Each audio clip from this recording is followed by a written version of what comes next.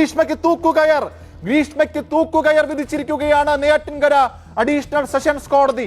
ഷാരോൺ രാജ് എന്ന 23 വയസ്സുള്ള തന്റെ പ്രണയിതാവിനെ കഷായത്തിൽ വിഷം കലർത്തി കൊലപ്പെടുത്തിയ കേസിൽ നെയ്യാറ്റിൻകരയിൽ 22 വയസ്സുകാരിയായിരുന്ന ഗ്രീഷ്മ എന്ന കുറ്റവാളിക്ക് തൂക്കുകയർ വിധിച്ചിരിക്കുകയാണ് നെയ്യാറ്റിൻകര അഡീഷണൽ സെഷൻസ് കോടതി. അപൂർവങ്ങളിൽ അപൂർവമായ കൊലപാതകം എന്ന വിശേഷണത്തിലേക്ക് നെയ്യാറ്റിൻകര ഷാരോൺ രാജ് വധക്കേസ് എത്തുകയാണ്. തീർത്തും ഞെട്ടിക്കുന്ന ഒരു വിധി പ്രസ്താവമെന്ന് തന്നെ നമ്മൾ പറയേണ്ടിയിരിക്കുന്നു.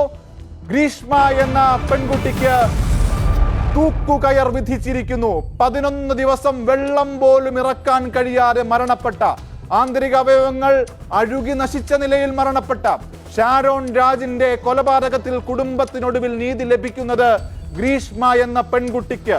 വിഷം കലർത്തി ഷാരോൺ രാജിനെ കൊലപ്പെടുത്തിയ ഗ്രീഷ്മയ്ക്ക് കോടതി തൂക്കുകയർ നൽകിക്കൊണ്ടാണ്, വധശിക്ഷ നൽകിക്കൊണ്ടാണ് ഇതാ ഗ്രീഷ്മയ്ക്ക് തൂക്കുകയർ വിധിച്ചിരിക്കുന്നു നെയ്യാറ്റിൻകര കോടതി.